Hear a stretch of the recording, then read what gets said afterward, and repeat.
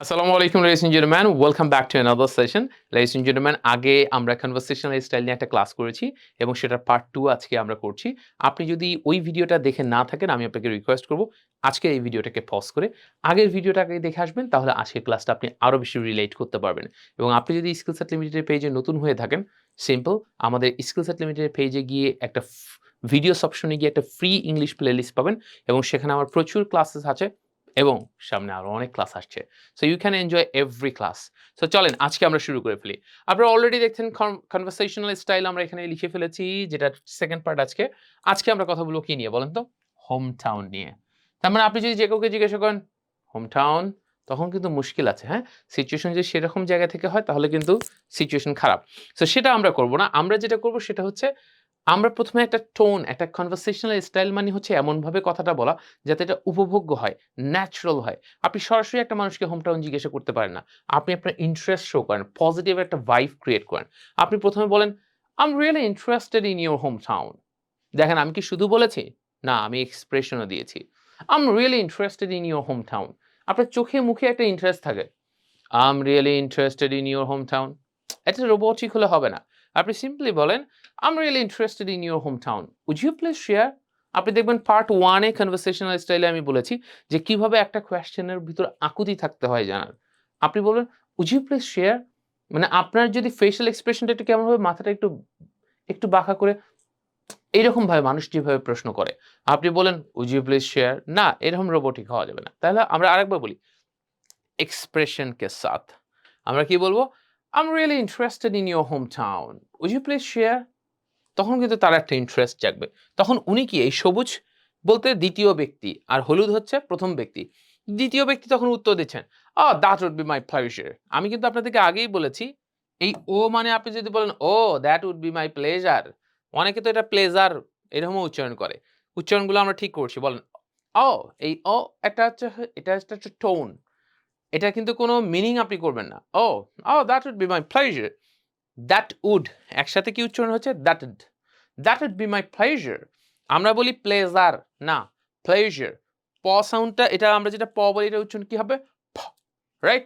Fast aspirated sound এটা। So আমরা বলতাম আগে পাস্ট, এখন বলবো ফাস্ট। আমেরিকানরা বলে ফাস্ট, রাইট? আমরা এখন আগে বলতাম পার্সোনাল, এখন বলবো পার্সোনাল। আগে বলতাম পাবলিক, এখন বলবো পাবলিক। অনেকে আবার বলে ফেলতে পারেন ফাবলিক, তাহলে কিন্তু মুশকিল হয়ে যাবে। Public, right?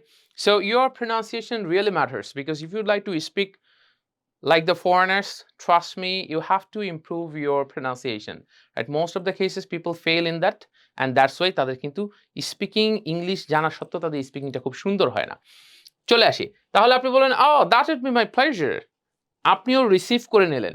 আপনি সরাসরি বললেন না, "I'm from Noakhali, I'm from Brahmanbaria, I'm from Rangpur, I'm from Sylhet." সরাসরি বলবেন না। আপনি ১ম এ আগে রিসিভ করে নেন। যে আপনি শেয়ার করবেন কি? আপনি বললেন, এটা তো আমার জন্য আনন্দের বিষয়। That would be my pleasure." তারপরে যেয়ে আপনি বলেন, "I'm from" আপনি আপনার ডিস্ট্রিক্টের নাম বলেন। ফর এক্সাম্পল আপনি বলেন, "I'm from Cox's Bazar, which is famous for the largest unbroken sea beach of the world." আপনি বলেন, "I'm from Kishoreganj, which is famous for" আমরা অনেকে এটার উচ্চারণটা করি which। উচ্চারণটা কি হবে? which। H এর সাউন্ড সাইলেন্ট। আমরা কি বলবো? "I'm from Kishoreganj, which is famous for" which এখানে দেখেন which is একসাথে হয়ে যাবে which is, রাইট? এই স্পেসটা চলে যাবে। এগুলো আমরা ক্লাসে একেবারে ডিটেইল বলি, হ্যাঁ? So which is famous for vegetable। তারপর আপনি বলেন, "I'm from" আপনি বললেন Rangpur, which is famous for tobacco। বলা যাবে না, রাইট? তাহলে সেক্ষেত্রে আপনি যেটার জন্য I'm from Munshiganj, which is famous for potato। যার যেটা বিখ্যাত, কোনো ব্যক্তির জন্য বিখ্যাত বলবো না, সাধারণত খাদ্য বা যেকোনো কিছু। I'm from Tangail, which is famous for sweets। তাই না? এরকম বলবো। তো তাহলে সেক্ষেত্রে আমি যদি বলি I'm from Brahmanbaria, which is famous for এটা না, which is famous for sweets, right? আপনি যেটা ভাবছেন সেটা না। তাহলে সেক্ষেত্রে আমরা চলেন বলে ফেলি। তাহলে ওই প্লেসটা নিয়ে বলে থেমে যাব না। তার একটা টুরিস্ট স্পটস গুলো বলবো। দ্য নোটেবল টুরিস্ট স্পটস, খুব একটা এক্সপ্রেশন দিয়ে। The the notable tourist spots of my home town are, আপনি বলেন, the notable tourist spots of my home town are, তারপর আপনি স্টেপ বাই স্টেপ বলেন। এইটা প্লেস, ওইটা প্লেস, সেইটা প্লেস। ৩ টা প্লেসের নাম বলেন। এবং তারপর তাকে বলেন, প্লিজ ভিজিট সামডে। তাকে বলেন প্লিজ ভিজিট সামডে। এরকম হাত ইশারা করে বলেন please visit someday. You would just love it. Please visit someday. You would just love it. না, এরকম হওয়া যাবে না, এটাকে ন্যাচারাল হতে হবে। আপনি কি বলবেন? Please visit someday. You would just love it. You would just love it. আমার সাথে কপি করেন। You would just love it. You have to give the expression. Expression is the beauty. আপনি যদি বলেন এক্সেলেন্ট আর আপনি যদি বলেন এক্সেলেন্ট, ইট differs, তাই না? আপনি তো বুঝতে পারছেন পার্থক্যটা কি। সেভাবে আমাদের কনভারসেশন করতে হবে। বেশিরভাগ ক্ষেত্রে আমরা অনেক জায়গায় দেখি যে স্পিকিং এর জন্য শুধু ইংলিশটাকে প্রায়োরিটি দেওয়া হয়, বাট আপনার এক্সপ্রেশনটা আপনার যে কোনো একটা প্রেজেন্টেশন সাকসেসের 55% ইম্পর্টেন্ট হচ্ছে এই জায়গাটা। আপনি কিভাবে একটা জিনিসকে বলেন, কিভাবে প্রকাশ করেন। ওই জায়গাটাতে ল্যাক করার কারণে আমাদের সমস্ত প্রেশারটা চলে আসে স্পিকিং এর উপর। চলে আসি। তারপর আপনি কি বললেন? এটা বলার পরে এই ব্যক্তি যখন বলল যে ইউ উড জাস্ট লাভ ইট, আপনি চুপ করে থাকবেন? আপনি তখন বলেন, "Oh, that's great!" ভালো কিছু শুনে কি বলতে হয়? "Oh, that's great! That's tremendous! Wonderful! Wonderful!" মানে একটা এক্সপ্রেশন থাকবে যে আসলে ওয়ান্ডারফুল হয়েছে। "Oh, that's wonderful! That's great! And thanks for the invitation." আমরা বলি ইনভাইটেশন না, ইনভিটেশন। আমরা বলি ইন্সপাইরেশন না, ইন্সপিরেশন। আমরা বলি রেসপাইরেশন, রেসপিরেশন। কনস্পাইরেশন না, কনস্পিরেশন। আমরা বলি রিসাইটেশন, রেসিটেশন। সো আমাদের প্রনাউন্সিয়েশন অনেকগুলো জিনিস ঠিকঠাক করার আছে। সো হাউএভার আপনি বললেন, "Oh, that's great! And thanks for the invitation." খুব খুশি হয়ে বললেন। এখন ওই ব্যক্তি যে আপনাকে এই প্রশ্নটা করলো, যাকে আপনি থ্যাংকস বললেন, সে আবার আপনাকে বলল, "What about yours?" আগ্রহ নিয়ে, "What about yours?" আপনার হোম টাউন মানে yours বলতে আপনার হোম টাউন নিয়েই বলছে। "What about yours?" Home town আর না বলে "What about yours?" আপনি এইভাবে একজনের সাথে আরেকজনের কনভারসেশন হলে যখন আপনারটা বলে ফেলেন, যেমন আমরা বলি, "How are you?" "I'm fine." "And you?" "And how are you?" আবার বলতে হয় না। "And you?"